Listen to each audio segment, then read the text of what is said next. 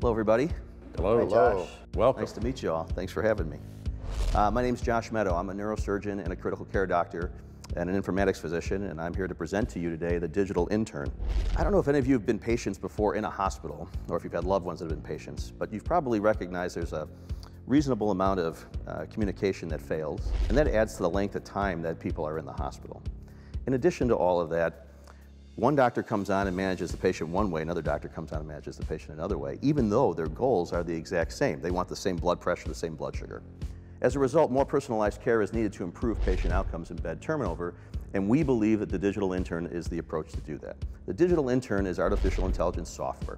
It works in the background to go ahead and talk with nurses and achieve the goals that the doctor sets for the patient. How is it doing that? Those are the algorithms behind it. That's the logic behind the magic. Okay. Is this to be used in a hospital setting? Yes. Okay.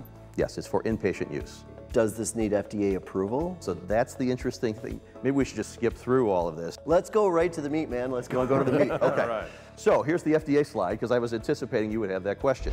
We actually presented at the FDA. We wanted to be able to say this is the rationale for the decision. This is the literature that supports the decision. We wanted to talk to a medical professional, and we didn't want to directly control an IV pump or a ventilator or anything else like that, because we wanted medical professionals to be able to say, no, I don't agree with that. Okay, so you're working with the FDA in that right now. Yes. How do you get paid? How does the organization get paid? It's a minor detail how to get paid, but it was one that was curious. No, it's a major detail. It's a reasonable question. The way we charge is a number of dollars per patient bed per month, billed in a quarterly fashion. How far along are you? How much capital have you already raised? Where is this pre-revenue, post-revenue? So it would be post-revenue now. We actually, we did an angel investment round. How much funding? 350K. Pre-revenue on 2.7 million. This fascinating product, obviously, fascinating service. What is your goal here in terms of what is the best thing we could do to help you? I would like to find a CEO to replace me. Gail's looking for a job. So artificial intelligence, machine learning is kind of like a buzzword now. It is. Everybody talks We about were before all of this. Chat, GPT.